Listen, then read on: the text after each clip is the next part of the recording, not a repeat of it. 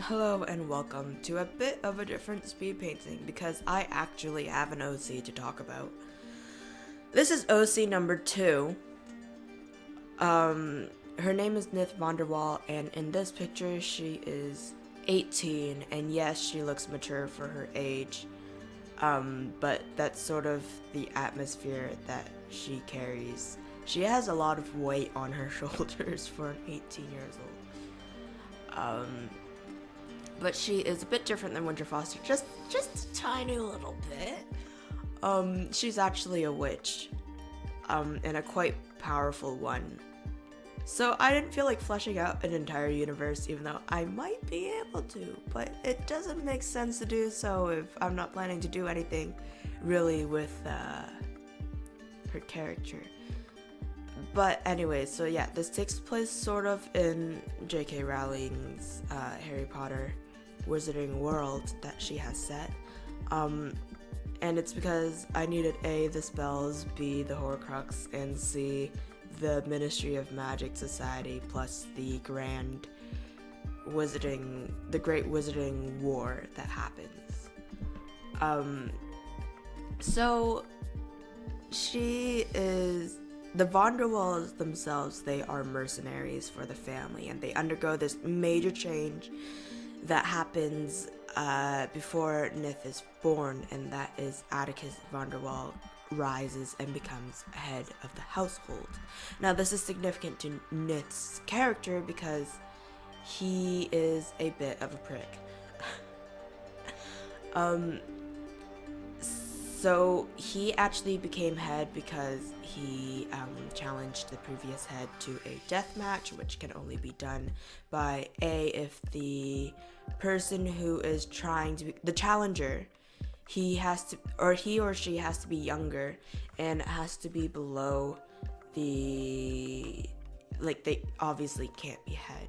So the head can't challenge anybody, but they can challenge the head if they are younger. And I believe there are other rules that I created, but I just can't remember them from the top of my head. Anyway, so he challenges, he wins, and he decides that I want to reform the whole family.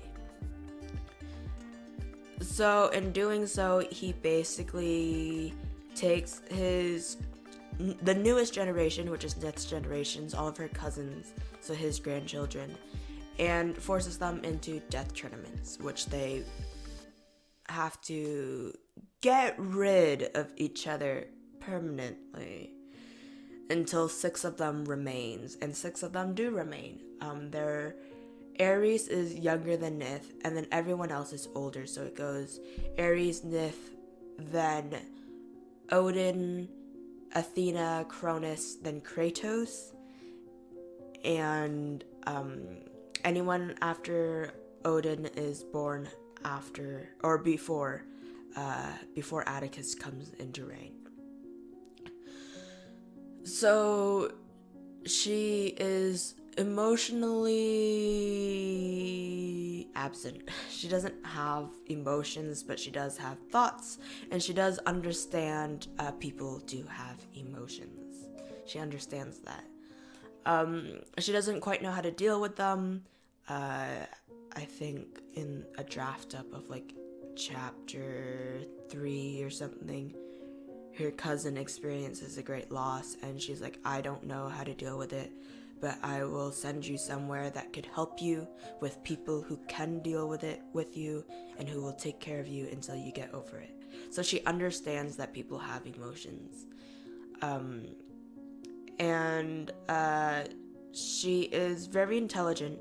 She reads a lot, and she reads at a grand pace of 20,000 words per minute. So it sounds something akin to flipping through the pages of a book and skimming through pages very quickly for that one word that you're looking for to trigger a scene that you were looking specifically for. So she reads very quickly, and she absorbs the information very quickly. That's a trait of the Vonderwalls, though. It's that they're really good at learning things. So the family itself, though, they are mercenaries, but they also are outsiders from the Wizarding Society that has been set by J.K. Rowling. The only connection they have is with their contracts that they take, and sometimes it's to eliminate a target, sometimes it's to protect a target, sometimes it's to obtain some sort of artifact. Like they'll do it all. And since they are outside of the society, they don't get controlled by the Ministry of Magic. Not that they can, because the Ministry of Magic also uses their services. But yeah, so they're free to practice like dark arts and develop spells and work on advancing their types of magics that they have. So they're quite powerful themselves, and being ruthless, emotionless, and very powerful and having a lot of magical energy. Nif tops them all. So because of the death tournaments, a lot of the Vonderwalls also dissociated from the family.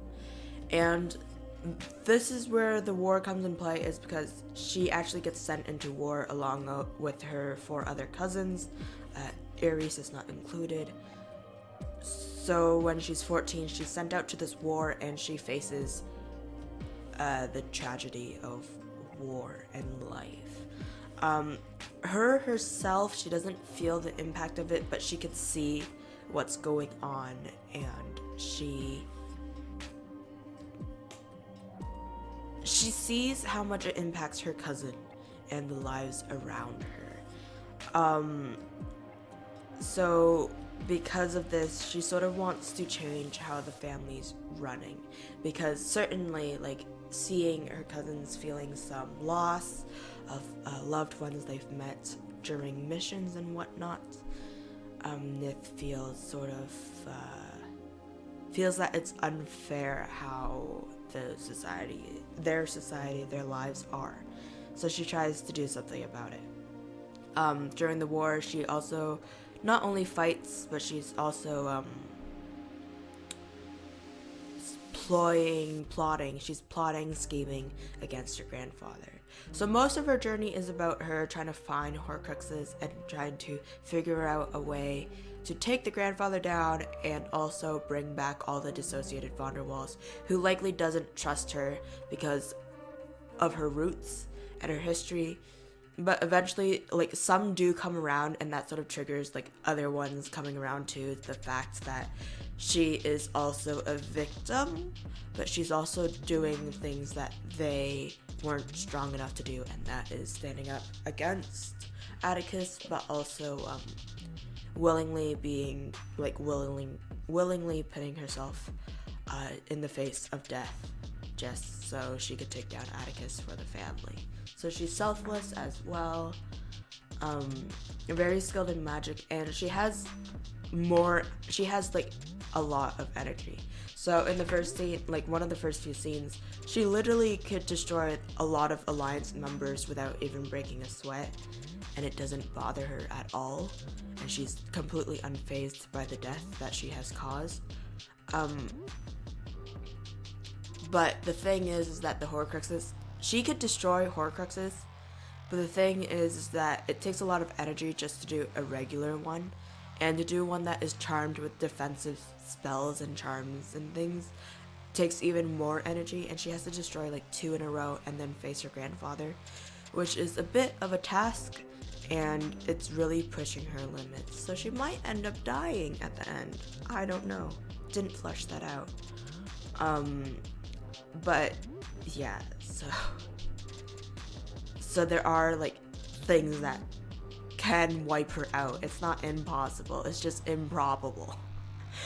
But yeah, so she is very powerful, especially for her age of 18, and the reason why she didn't do this sooner, before he had Horcruxes, is because as a 14 years old, she didn't have the capability or the power to actually overthrow her grandfather.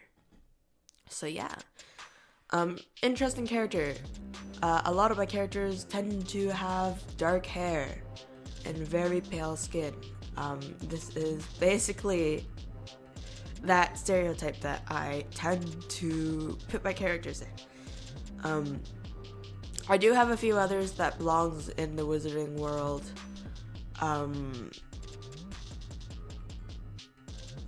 I think I also have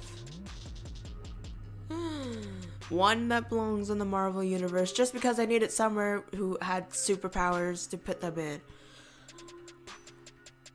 And I have a few that are from original storylines. But yeah, I was so happy actually with the throne and the environment background. Not happy with her face, but I was so happy with the environment background that I want to like show you guys just that.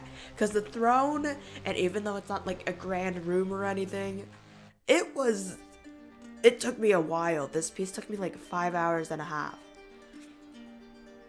And so yeah, I was so happy with this piece that I will show you this throne room without her in it, and then I will show you her. The thing is that I don't really like her face. The resolution. So the canvas, I should have used a larger canvas size, but the resolution is also a bit low, I guess, for this canvas size to do that great of a detail.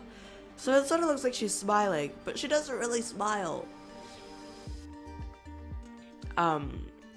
But yeah, so it's interesting to create these OCs and stuff. But yeah, so here's the throne room. I was so happy with it. I was like, it's not the best, don't get me wrong, but it's also like better than I've done in the past. Anyways, and then this is the final piece with the feather, which is a quill that her grandfather's Horcruxes is.